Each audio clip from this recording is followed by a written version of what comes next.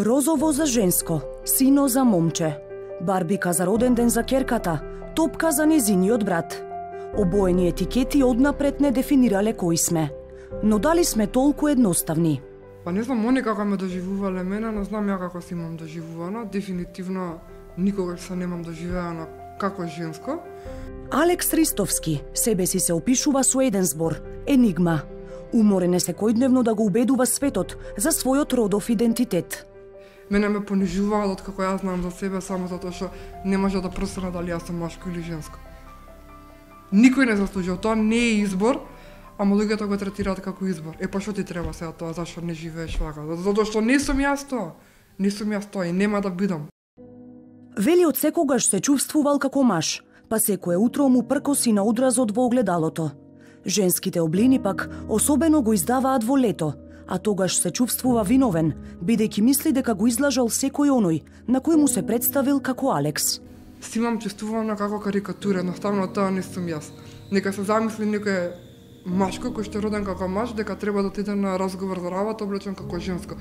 Буквално е тоа исто чувство, анксиозност. На подсмев и насилство се навикнал од дете. Најтешката депресија ја надминал кога сфатил дека и во Македонија има многу трансродови лица.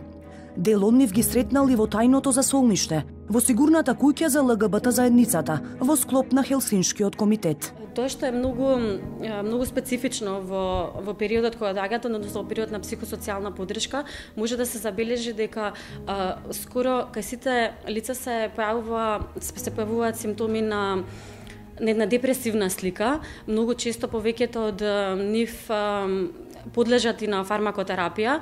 Ние се обидуваме во тој момент со ресурсите кои ни се на располагање да им злеземе во пресред и да им дадеме една адекватна психосоцијална поддршка. По емотивното лекување, овие лица повторно се враќаат во својот реален свет. А таму, освен што не постои закон кој ќе ги штити од дискриминација и насилство, се соочуваат со дополнителни правни апсурди. Според личната карта, например, Алекс е машко, но соматичен број со женски полов код, а тоа знае да биде многу проблематично. Лицето кој што работи зад стаклото поставува прашање, а позади тебе чекаат редица на луѓе.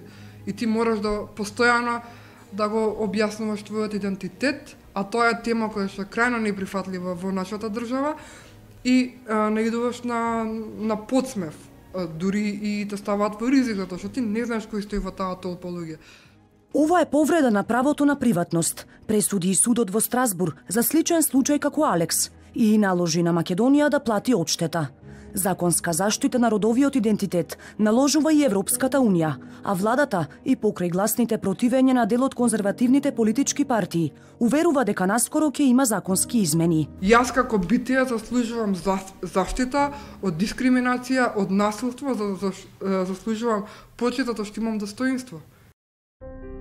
Алекс искрено сака да верува во промени, не само за себе, за сите оние кои се осудени да живеат во својот магичен балон и кои се борат за основните човекови права.